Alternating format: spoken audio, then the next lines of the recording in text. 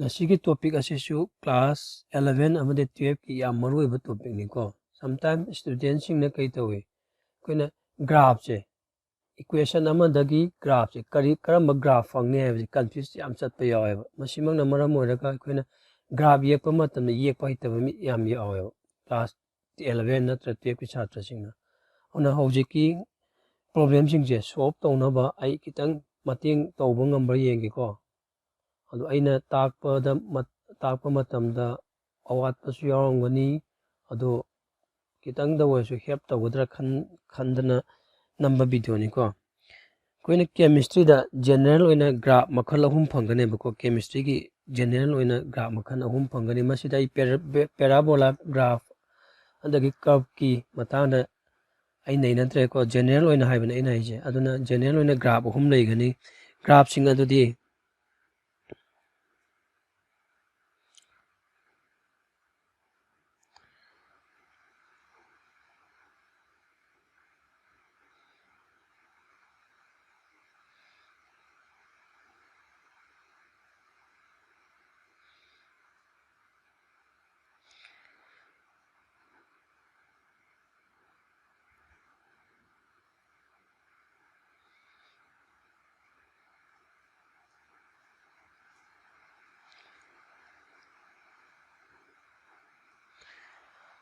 सुमाइना general ओइना graph मखल 3 लेगनेबा केमिस्ट्री दको आई सीजे 1 हाइगे सिना 2 हाइगे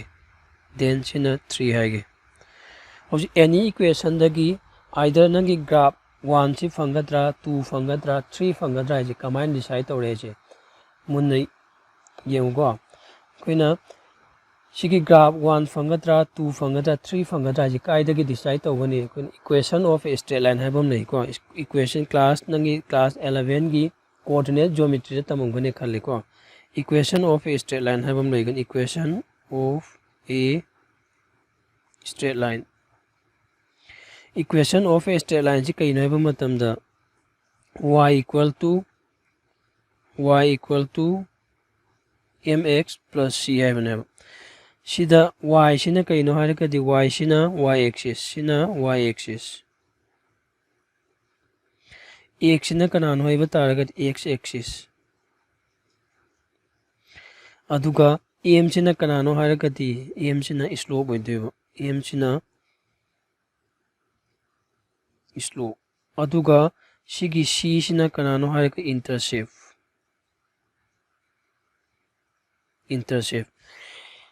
अबना y सिना y axis x सिना x axis m सिना slope means नंग सिगी अंगम्बसे सिबु कई कौने कोइन slope सिगी अंगम्बसे सिबु कोइन slope अदुगा इंटरसेप्ट हारगना सिदगिना सिबाउगी स्पेस सि इंटरसेप्ट नि को मीन c की वैल्यू ने c गिना सिबाउ सु कनानो इंटरसेप्ट ने c सिंगजे c नि सिसु कना c ने औना एनी इक्वेशन हम पिरा मतुंगदा नंग सिगी equation of a straight line से कंपेयर तौगदमनेबा अदुगा नंगना डिसाइड तौगदमनेबा ग्राफ नंबर 1 सि फंगद्रा 2 फंगद्रा 3 फंगद्रा से येंगसिको औना स्लोप हारगदि अखुइना नंगी कोऑर्डिनेट ज्योमेट्री ददि सिगी स्लोप से एंगल सुमाइना पिरंगनिको सुमाइना सिंगगा लाइन अमा अदुगा सिगी एंगल से सिबुनि स्लोप बाइसे दैट मीन्स स्लोप से क्या मानकनी slope equal to tan theta हाइला इरंगनी को अदु कावदबमा अयाम मतमदा एंगल सिदा ये सु चप मानै को मरमदि कइगिनो अनि सि पैरेलल नि अदना सिगी एंगल गा सिदा मानबम थोयबो on slope हाइरगदि नंग अंगंबा कनाना दिनो तौदेबा m ना यारे को अदुगा c सिना करी इंटरसेप्ट हाइरगदि सिगी अहांगबसे सिगी सिदगिना सिबाउ इंटरसेप्ट कोयबो on any equation ama yenga matungda nangi graph se 1 fangedra 2 fangedra 3 fangedra se nangna kamaina tawbane heba matamda always time nangi equation of a straight line se compare tawgadam ne yeng si ko I suppose example am pirake object nangonda yong ko just example ni ko 4t equal to twice l सिगी सुमाइनो इगे को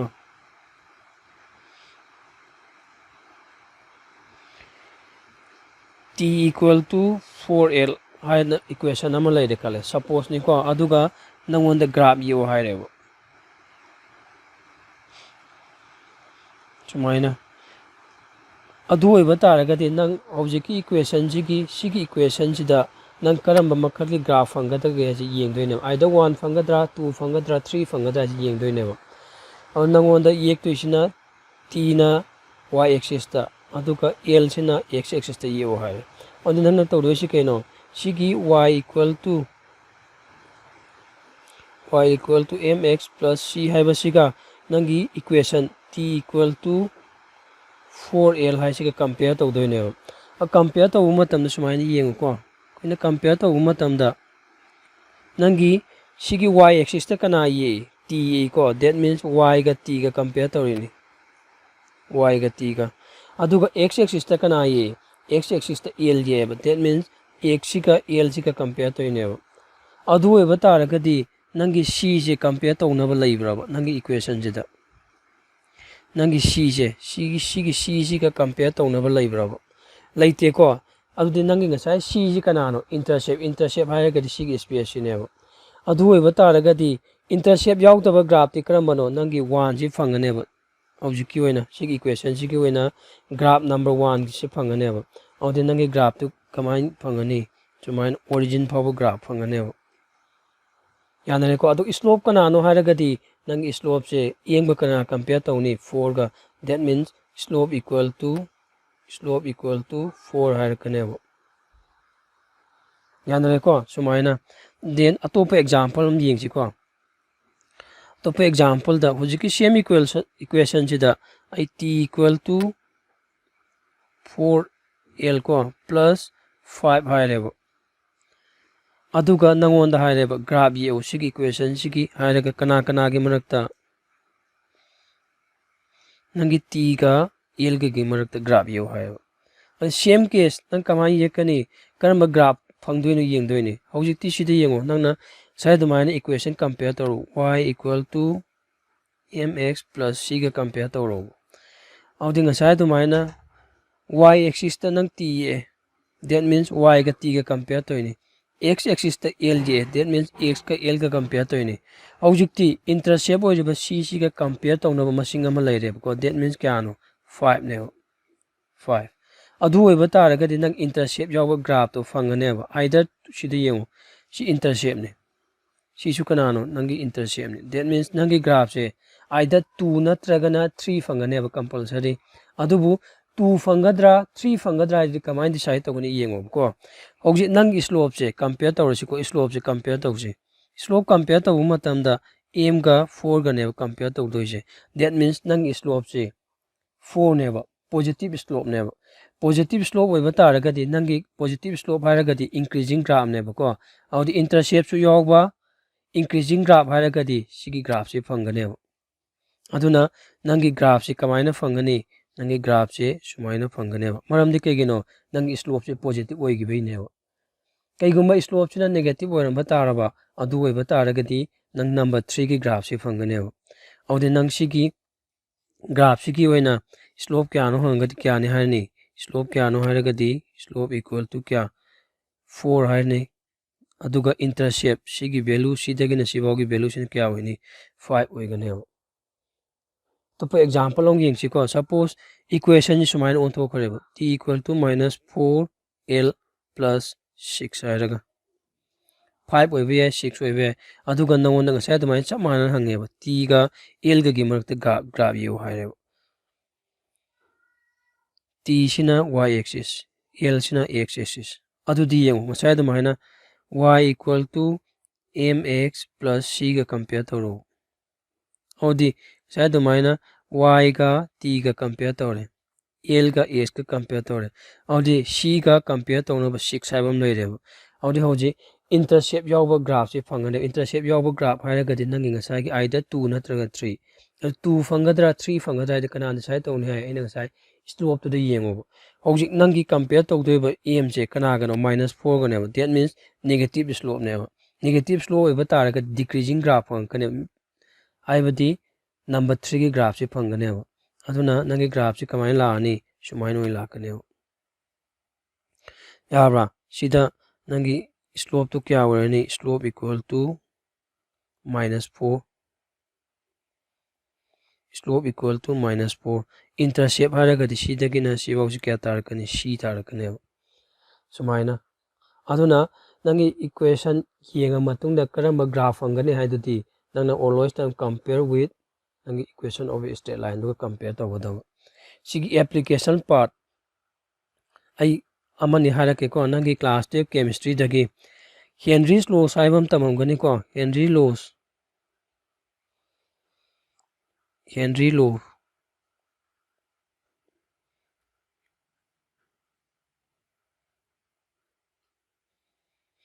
Henry's law saibam tamamgani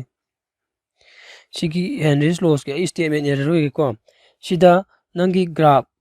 state equation amam phawngane bako p equal to k h sumaina aduga sida sigi p sina kaino paper pressure aduga c sina kari oi mole fraction aduga sina kai oi Henry constant oi bani ko sina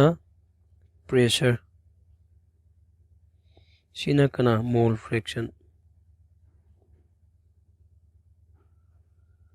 aduga sina kana Henry constant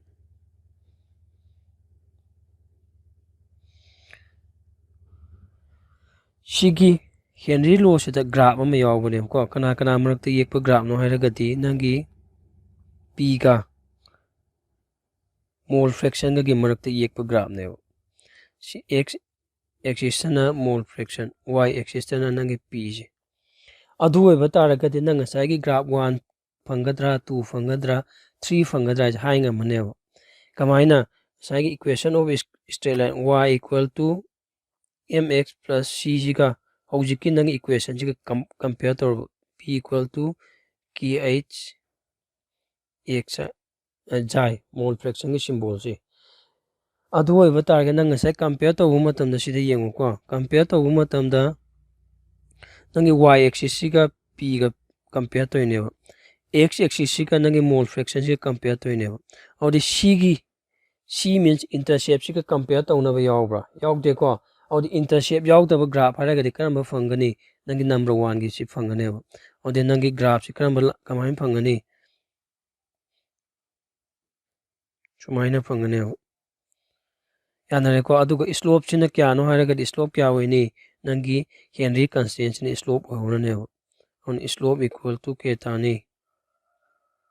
th sumaina china Henry's law tagi solution chapter gi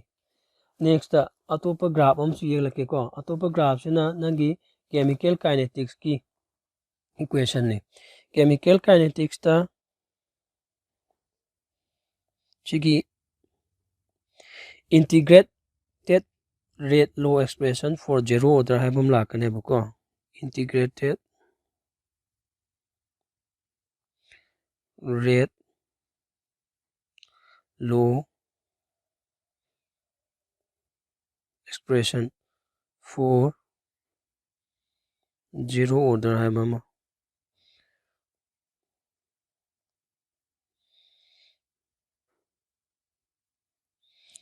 sida ai equation do dai rake ko equation do karino haiba matamda nangi 80 si lairik khara da ct iramba yai r iramba yai ado ai tam do harake ko 80 equal to minus kt plus a naught ne sida a naught sina kaino haragadi nangi initial concentration ne sina initial concentration sina final concentration sina final time I have a irake ko sina initial concentration nang lari kada c naught iramba yai aduga sina final concentration of reactant ni ko reactant gi initial ka final concentration ga sibuna c khakte iramba su yai then sina kaino nagi final time do ne final time K sina kanano rate constant hai yanare ko hojik graph yektuini graph si kana kana imarakta yektuino hairagadi 80 ka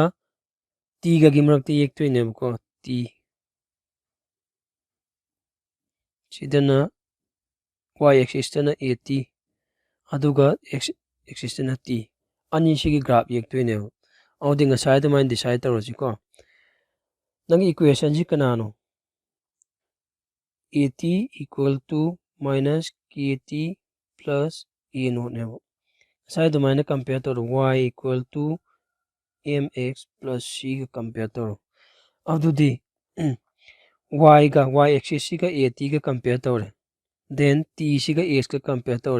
और intercept को compare तौना value यावरेब और intercept याव graph नंगी ngसागी either 2 नत्रगना सिगी 2 नत्रगना सिगी 3 सिगी 2 नत्रन सि 3 जे फंगने और 2 फंगद्रा 3 फंगद्रा यदि कना डिसाइड तौगे नंगी ngसा slope तुना और सिगी equation जिदा नंगी slope सि क्यानो minus k ने सि minus k यारे को सिगी minus k सि नंगी slope ने that means नंगी slope सि negative ने negative slope होइबा तारगदि ngasai karamba graph fangi decreasing graph to decreasing graph means nangi number 3 gi graph shi oina phangane ona sumaina oirani yanare ko aduga sidagina sibao gi value si kya hoine nangi a naught oigane adu slope na kya hoine slope sina minus k sumaina kanjilu ko ya maru oiba graph ne exam council exam da so dum hangbane next samana integrated rate law expression for first order haibam chulerangani adugisu graph haibet haramge ko integrated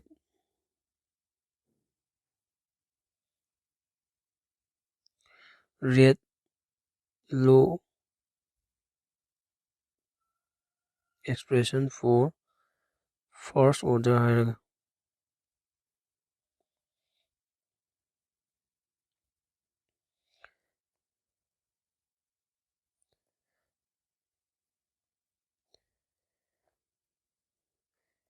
sigi equation di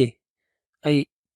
kt equal to 2.303 log of initial concentration divided by final concentration haibane sigi equation je sibune ko integrated rate law expression for first order haije sigi equation si tawrokpa matamda derive tawrokpa matamda marakta expression ama fangane ko nangi expression dudi kanano haiba matamda log 80 equal to minus kt plus log a naught haiba graph expression ama fangane hojik sigi expression sidaki graph yektuine ko kana kana marakti yektuine haragadi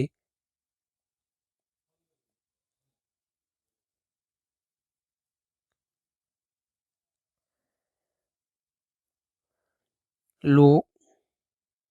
80 ka t ga marakta graph yektuine